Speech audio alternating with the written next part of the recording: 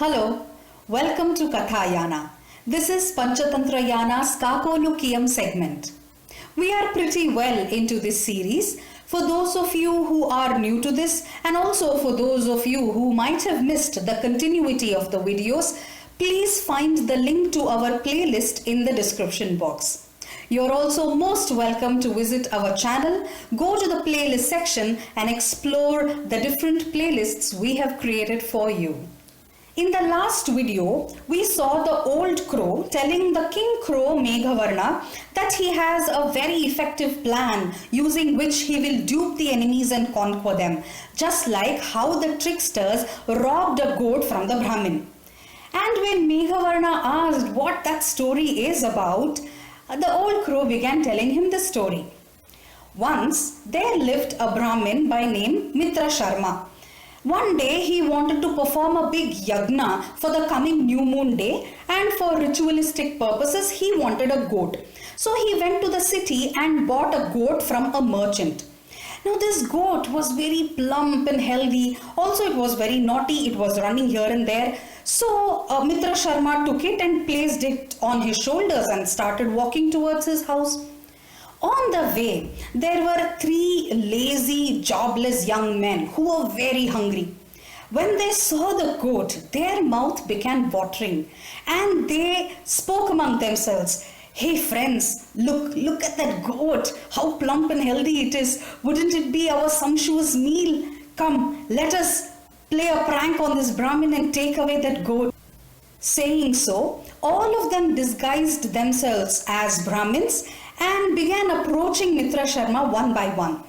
One of them went in front of him and said, "Hey, you ignorant Brahmin, why do you want to spoil reputation, our reputation? We are such saintly people. Why are you carrying this unclean, unholy dog on your shoulders?" Mitra Sharma became angry and he said, "What are you talking? What nonsense is this? Don't you see it is a goat? It is not a dog." And that man said, okay, all right, don't get angry. Do as you wish. Please go." As he went a little further, another man came in front of him and he said, "Oh, I'm so sorry. I see that your dear calf is dead.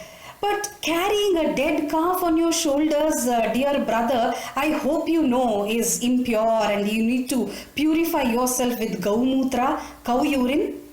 Mitra Sharma again became furious and he said, "Stop talking this nonsense. It is not a dead calf. It is a goat."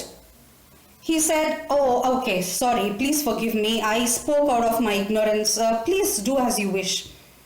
As he went a little further, the third man came in front of him and said, "Hey, you foolish Brahmin, what are you doing? What do you think you are even doing? Why are you carrying a donkey on your shoulders?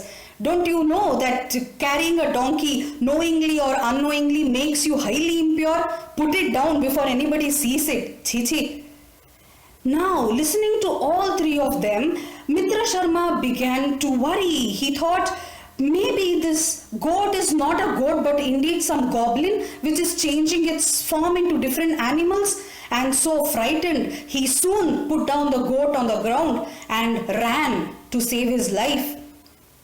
And then the three tricksters took the goat to their houses and had a sumptuous feast. And thus the old crow said, "This is how, Meghavarna, we can use shrewd ideas to deceive the enemies. But still, one must be very careful. Individuals might be weak, but we should avoid quarrel with a crowd. A giant snake like this was devoured by an army of ants. In a certain ant hill, there lived a giant black snake. One day, instead of taking his usual route into his hole, he crawled into a narrow crevice, and because of that he suffered wounds on his body. Now, smelling the odor of the blood from his wounds, the ants began gathering around him, and the snake began to act frantically. He killed some, he crushed some, but he couldn't help, he couldn't come out. But all the ants, there were innumerable ants out there, they all came upon him and stung him all over. And since he was stuck, he was helpless, he suffered many wounds and died. And so we have to be careful when we are dealing with a crowd. So, my son Meghavarna, listen to me. I have a plan, do as I say. And so the croaking Meghavarna said, well sir, definitely, tell me what it is. The old crow said, listen, you must turn against me. Scold me with hardest hearted words that you know. Smear me with blood and throw me at the foot of this tree. And then, along with all the crows, depart to Rishyamruk mountain. Stay there till I win the trust of the enemies. Learn about their dwelling place and kill them. Don't hesitate to accept my plan. Don't feel any pity on me. Come on, do it right now what I said. Now, following his advice, the croaking Meghavarna immediately set off to work. He began scolding him very, very harshly. He began pecking him on his body, but very gently. He smeared him with blood and threw him at the foot of the tree and began flying away with other crows. At this juncture, the owl king Arimardhana's spy, who was spying around, witnessed this and flew to Arimardhana and reported to him everything in detail. Listening to that, Arimardhana was so excited and he said, yes, come on friends, come on. We should not miss this chance. The enemies are flying. We can easily catch them. Come on. And at once, all the owls flew towards the tree to attack the crows. But when they reached there, they saw only the old crow lying there helplessly and they sped to kill him. The old crow said, no, stop, please wait, don't kill me. I am a croaking Meghavarna's minister. He put me in this condition.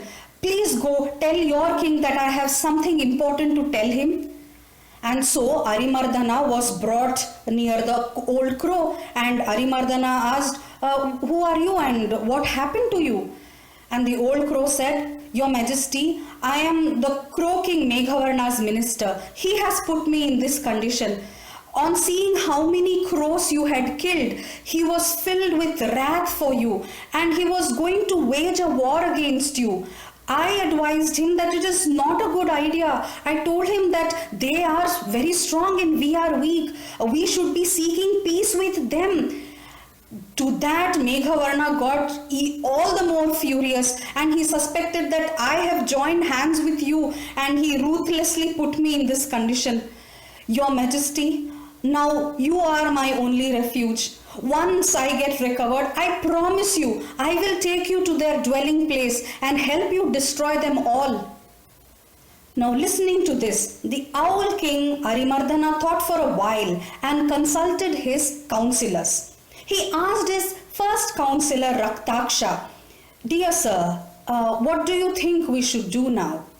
To that Raktaksha said, Your Majesty, there is nothing to consider here. Kill him without hesitation. A lost chance can bring a curse, people say. And there is also a proverb. Affection, when torn and patched again, will never be the same. Arimardhana asked, Sir, what are you talking about? Please explain. And Raktaksha began telling him a story. That story is coming up in the next video of Panchatantra Yaana's Kakolukeeyam segment. This is Lakshmi. I'll see you all there. Thank you.